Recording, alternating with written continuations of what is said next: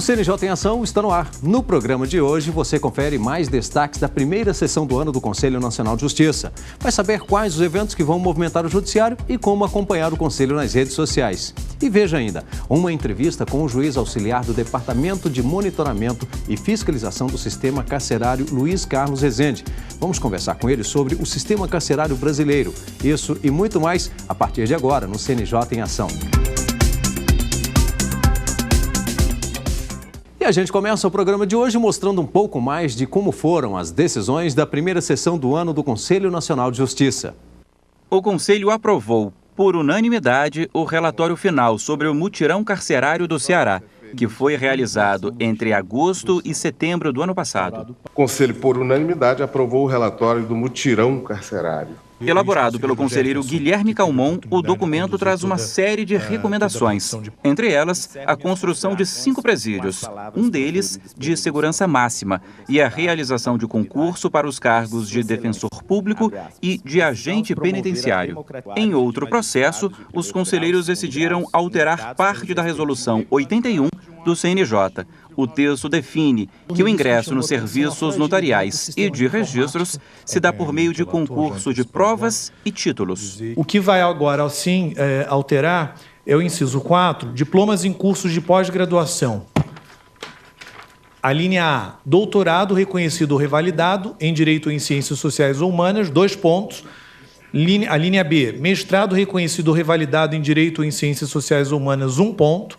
E a linha C, especialização em Direito na forma da legislação educacional em vigor, com carga horária mínima de 360 horas aula, cuja avaliação haja considerado monografia de final de curso, meio ponto. O conselheiro Saulo Bahia votou pelas modificações e fez uma sugestão que foi aceita por todos. Talvez, conselheiro Guilherme, seja o caso do voto do conselheiro Emanuel, agregar uma recomendação de que esta alteração seja aplicada a todos os concursos que não tenham qualquer prova ainda realizada. Também foi julgado um procedimento de controle administrativo. O Sindicato dos Servidores do Rio de Janeiro questionou a contratação, por meio de licitação, de psicólogos e assistentes sociais, sem a convocação dos aprovados em concurso. Essas atribuições, elas fazem parte do plano de carreira desses servidores. Além disso, existe concurso, candidatos aprovados e concurso com a validade.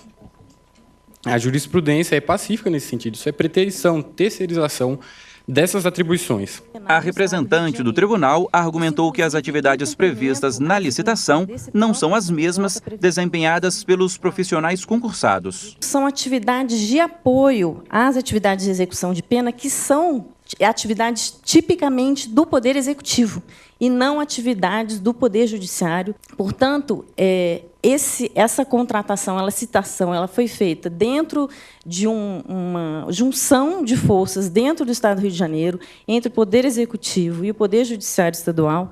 Foi feito um convênio, em razão desse convênio, a licitação e a contratação desses serviços de apoio ficaria, no momento, a cargo do Poder Judiciário, e isso seria depois orçamentariamente ressarcido ao Poder Judiciário. O conselheiro Paulo Teixeira considerou procedente, em parte, o pedido. Para o relator, o Tribunal de Justiça do Rio de Janeiro não suspendeu a licitação, como havia sido decidido pelo Conselho Nacional de Justiça. Oportuno registrar que a licitação em tela, que tramita, repita-se, em desrespeito à decisão plenária do CNJ, não padece de defeito por seu valor, senão pelo seu objeto.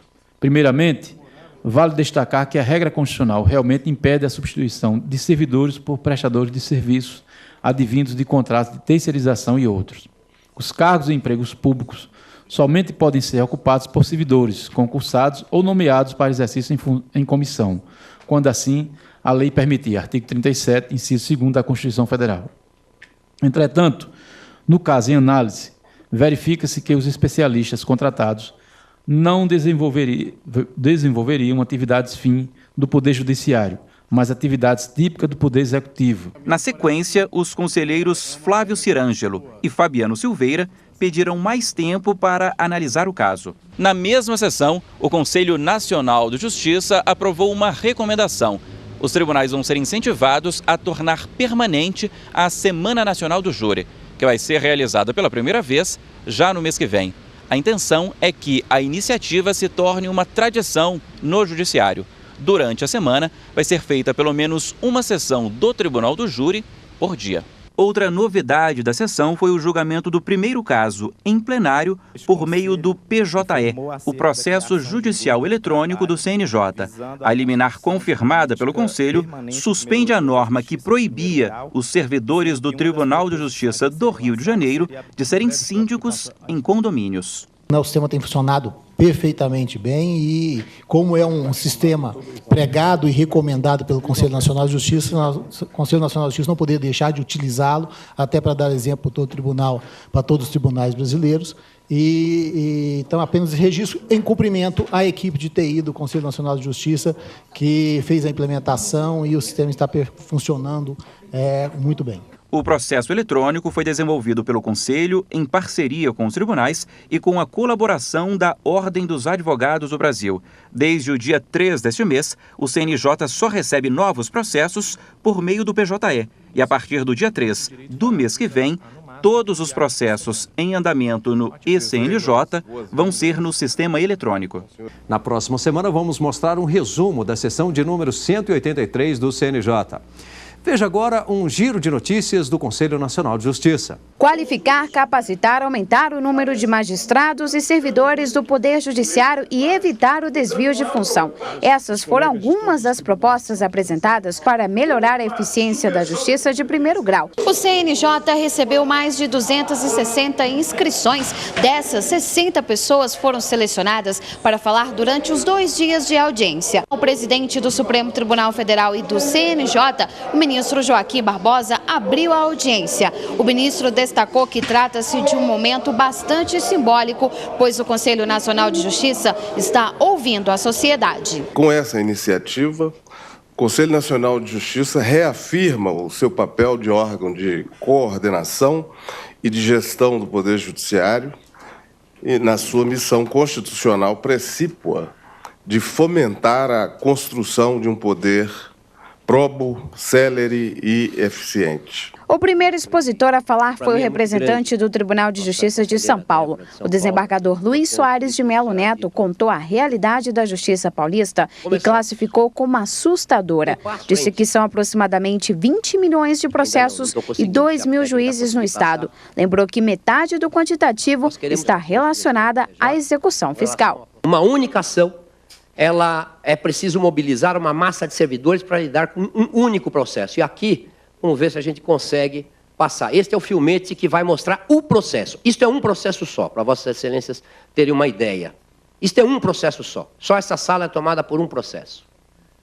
Vejam só o que acontece nesta sala. O presidente da Associação dos Magistrados Brasileiros defendeu a desjudicialização das execuções fiscais como forma de desafogar o judiciário e tentar evitar as ações repetitivas. Ele ainda sugeriu a criação de um novo sistema. Um departamento, um conselho, um setor de monitoramento da demanda judicial dentro do sistema judicial, no CNJ, nos tribunais, em que se possa avaliar e estudar a demanda por justiça. O secretário de Reforma do Judiciário do Ministério da Justiça apresentou propostas que visam a capacitação dos servidores, com destaque para técnicas de mediação na resolução de conflitos e a implementação em todo o sistema judiciário do processo judicial eletrônico, o PJE. O modelo do CNJ talvez seja um bom modelo para levarmos a justiça eleitoral. O modelo de mandato e o modelo de mandato que, na maioria das vezes, quem exerce o mandato vai se dedicar somente ao mandato. No começo da audiência pública do Conselho Nacional de Justiça, o advogado-geral da União, Luiz Inácio Lucena Adams, destacou as principais dificuldades da execução fiscal. Segundo ele, os processos são longos, pouco efetivos e a situação precisa ser mudada. Entre as alternativas para solucionar os problemas estão mudanças na Lei de Execução Fiscal, conciliações e protestos de certidões da dívida ativa. Uma vez localizado o devedor, gasta-se 1 ano para localizar e penhorar algum bem. Dá uma ideia do que gasta-se de fato no âmbito do Poder Judiciário e também na administração pública, se está associada a esse trabalho, para a realização e efetivação de uma cobrança, de um crédito que tem um princípio de legalidade e legitimidade já previsto, já admitido. Já o presidente da Ordem dos Advogados do Brasil defendeu a valorização dos magistrados, transparência e planejamento no judiciário. Ele acredita que para dar mais celeridade aos processos, seria ideal que os tribunais funcionassem em 2 turnos. A Justiça tem que entender que o funcionamento em 2 turnos vai ao encontro de sua própria dignidade. É uma decisão do CNJ que apoiamos. Os expositores deram seguimento ao debate sobre o aperfeiçoamento legislativo voltado ao Poder Judiciário. Outro tema abordado foi a alteração no modelo atual da Justiça Eleitoral. A presidente do TRE do Rio Grande do Sul disse que em 8 décadas de atuação da Justiça Eleitoral, o país tem se tornado referência nos processos eleitorais. Levamos 2 horas para declarar os resultados das eleições que envolveram 130 milhões de eleitores no ano de 2012, a um custo inferior a R$1 por eleitor. Quer saber mais dos principais assuntos e como acompanhar o CNJ nas redes sociais? Acompanhe agora no quadro Tá na Rede.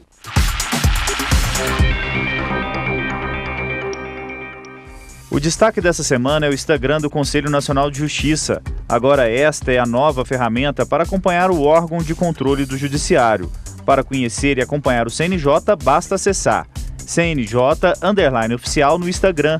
O perfil do Conselho no Instagram também é o destaque em outras redes sociais. Para ter mais informações, basta acessar www.facebook.com/cnj.oficial. É o CNJ aproximando a justiça do cidadão brasileiro. No Twitter, você também pode saber sobre a participação do CNJ nas redes sociais. Se você deseja receber diariamente informações sobre cidadania e justiça, siga o CNJ no Twitter. Acesse www.twitter.com/CNJ_oficial. O CNJ também está no YouTube. Acesse www.youtube.com/CNJ. O CNJ tá na rede.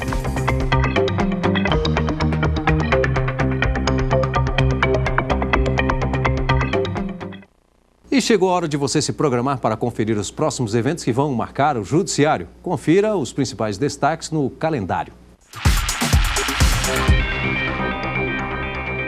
Nos dias 13 e 14 de março, será realizado o Encontro Nacional do Sistema Socioeducativo no Tribunal de Justiça do Espírito Santo. Entre os dias 17 e 21 de março, vai ser realizado em todo o país a Semana Nacional do Tribunal do Júri para julgamentos de crimes dolosos quando não há intenção. No dia 20 de março, vai ser promovido o Encontro Brasileiro pela Solução Pacífica de Conflitos Empresariais. O evento será em São Paulo e faz parte de uma parceria entre o CNJ, SEBRAE e o CRJ. Nós vamos agora fazer um rápido intervalo. Daqui a pouco eu converso com o juiz auxiliar do Departamento de Monitoramento e Fiscalização do Sistema Carcerário, Luiz Carlos Rezende. Ele vai falar sobre o sistema carcerário brasileiro. Até já! O CNJ em Ação está de volta com o quadro Bastidores e hoje eu recebo o juiz auxiliar do Departamento de Monitoramento e Fiscalização do Sistema Carcerário, Luiz Carlos Rezende. Bem, inicialmente, obrigado pela presença, por aceitar o nosso convite. Doutor Luiz Carlos, nosso sistema carcerário passa por grandes dificuldades já há um bom tempo. Não acredito que seja um problema que vá se resolver da noite para o dia, claro, até porque nós temos aí inúmeras ações para tentar reverter esse quadro. Mas, inicialmente, eu gostaria de falar de uma ação do CNJ, que são os grupos de monitoramento e fiscalização do sistema carcerário. Como é que funcionam esses grupos? Bom, prazer estar aqui, Mark. O grupo de monitoramento foi criado no ano de 2009, através da resolução 96 do Conselho Nacional de Justiça. Aquela resolução que criou também o programa Começar de Novo, né? E quando aconteceu, eles entenderam que cada estado da federação tinha que ter um magistrado, né, para verificar a situação do sistema carcerário de todo aquele ente da federação, né? e poderia despertar algumas ações, né? Como visitas aos estabelecimentos, né? Negociações com o próprio executivo a fim de melhorar aquele estabelecimento, propor alguma política, seja de capacitação do preso, seja de colocação dele no mercado de trabalho, também, e de orientação permanente, com seminários com os juízes do Estado, a fim de tentar ter uma justiça mais otimizada, mais presente, principalmente cuidando desse bem mais precioso, que é da liberdade, né? Então, o grupo de monitoramento ele vem com essa inspiração. E de lá para cá, ele vem se reunindo sistematicamente. Eu mesmo, que sou de Minas Gerais, integrei o grupo de monitoramento lá desde o início, desde o ano de 2009 até a minha vinda aqui para o CNJ, né? Então, eu participei de todas as reuniões aqui, os debates, uma ótima prática para discutir aqui no CNJ a discussão entre o que se faz de bom em algum estado e qual estado que tem alguma coisa, algum fato de dificuldade, e os grupos de monitoramento, então, passaram a ter um intercâmbio de boas e das práticas exitosas, e isso a gente percebe que é algo que tem despertado êxito aí. Nós temos aí cerca de 550 mil presos, né, abrigados no sistema carcerário. E volta e meia surge aí alguma crise, ou em um estado, ou em outro. Como agora conter essas crises? Pois é. O sistema carcerário, ele aumenta uma média de 4% da população carcerária, 4,5% por ano, né? Então, parece que é uma coisa sem fim. A sensação que a gente tem é que o sistema carcerário, o sistema prisional, o sistema de penas de prisão, também não tem alcançado êxito, né? Então, daí a reincidência criminal tão alta, daí esse número enorme de prisões, de presos que não diminui, né, dentro do sistema carcerário, né? E essas crises, elas residem muito em razão da péssima estrutura física dos presídios, da concentração das pessoas em mega penitenciários com 1.000, 2.000, 3.000, 4.000, 5.000 pessoas, né? O que mostra assim, completamente uma dificuldade enorme de gestão. Tá certo? Então, é necessário, talvez, uma política de descentralização do sistema penitenciário, levando o sistema penitenciário até cada comarca, de preferência a cada município, né? Compartilhando com a comunidade as responsabilidades daquela pessoa, fruto dali que está cumprindo pena, para que depois ela possa receber uma capacitação e possa ser colocada no mercado de trabalho. Esse é o desafio da diminuição da reincidência criminal. Porque a pena ela não é apenas necessariamente e exclusivamente para punir, ela tem aquele tratamento também de reformar aquela pessoa, digamos assim, né? Punir e recuperar. Sim. Né? E aí, se faz isso, apenas pune e ainda agride. E ainda agride. Então, aí nós vamos ter violência, gera mais violência, não tenha dúvida nenhuma disso, né? Então, se a gente tem que lembrar que o cidadão ele é preso e ele perde pura e simplesmente a liberdade, né? Os outros direitos dele são os direitos que você tem, que eu tenho, né? Que o nosso telespectador tem, de saúde, de educação, ele os mantém, os preserva. E são direitos que pode fazer uma construção, uma reconstrução daquela vida. E é aquilo que a gente deseja, porque a gente sabe que muitas das vezes a pessoa chega até a prisão porque ele não teve limite, ele não teve um projeto de vida, não houve uma construção para uma pessoa, um cidadão útil, né? E às vezes ele tem que conhecer isso da maneira mais dura, dentro da prisão, mas a prisão tem que oferecer isso a esse cidadão. Bom, pelo menos é o que mais se fala, o problema da superlotação. Só citou um ponto interessante, que são justamente esses presídios enormes, com grande capacidade, mas que, e aí trazendo para o outro lado, eles acabam sendo superlotados. E nós já até comentamos isso aqui no próprio CNJ em Ação, que normalmente as cidades, os moradores, a população, se ela não quer um presídio, ela prefere, claro, lógico, uma escola, um hospital. Mas o presídio faz parte do nosso sistema, não há como negar, né?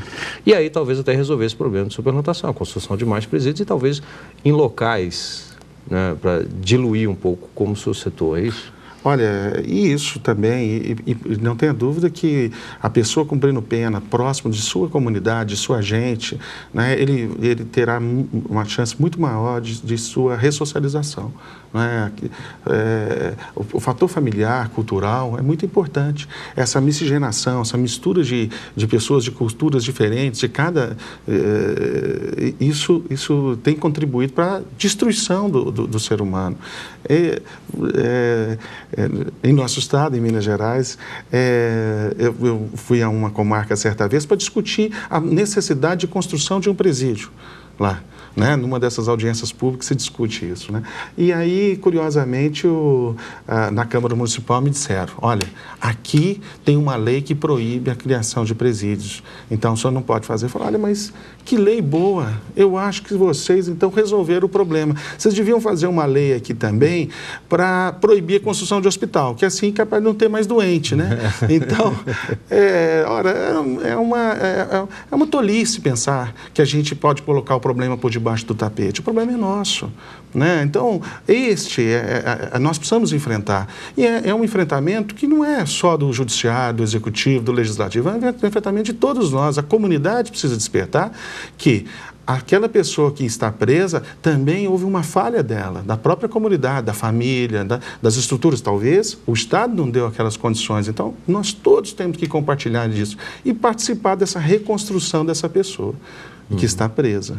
Com relação aos presos provisórios, o que o CNJ tem feito? Sim, é uma preocupação muito grande a presença de presos provisórios, né? Tanto é verdade que desde do surgimento do Departamento de Monitoramento do Sistema e Fiscalização do Sistema Penitenciário no CNJ, né, no início de 2010, né, muitas políticas foram desenvolvidas, por exemplo, a mudança da nova lei que permite liberdade provisória, né, como a otimização das alternativas penais, a criação da possibilidade da utilização de tornozeleiras eletrônicas e dentre outras. Né?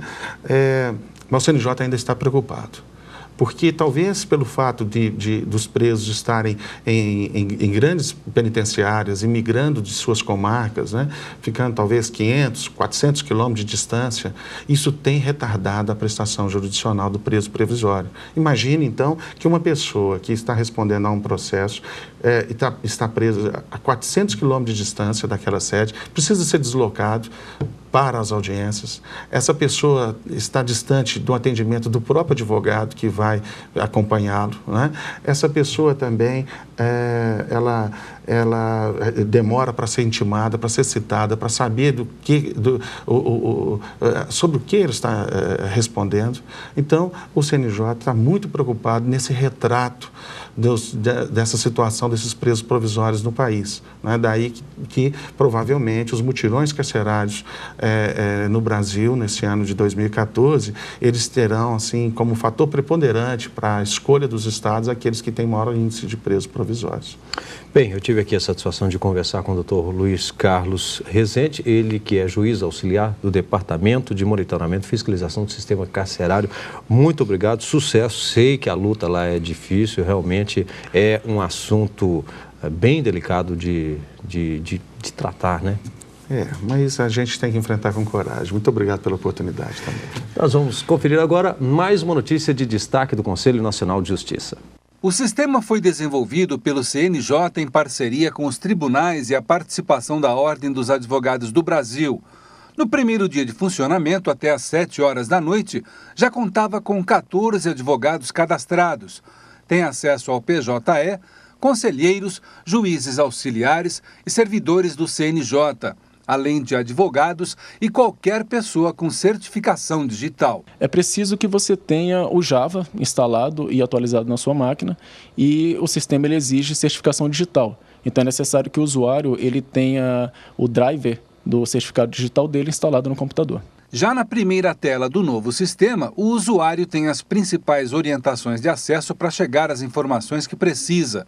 De casa ou do escritório, um advogado vai poder peticionar processos sem precisar ir aos tribunais. Oferece o acesso remoto, ou seja, um advogado, por exemplo, não precisa se direcionar fisicamente, né, até o tribunal para peticionar. Ele pode fazer isso do seu escritório ou até mesmo de casa. E, além disso, a ideia principal do PJE é se tornar no futuro próximo um sistema único de peticionamento do judiciário, não só de peticionamento, de acompanhamento processual. Então, isso facilitaria a vida dos usuários externos, de forma que eles precisariam aprender apenas um sistema. E o CNJ em Ação termina aqui. Nós temos um encontro marcado no próximo programa. Até lá!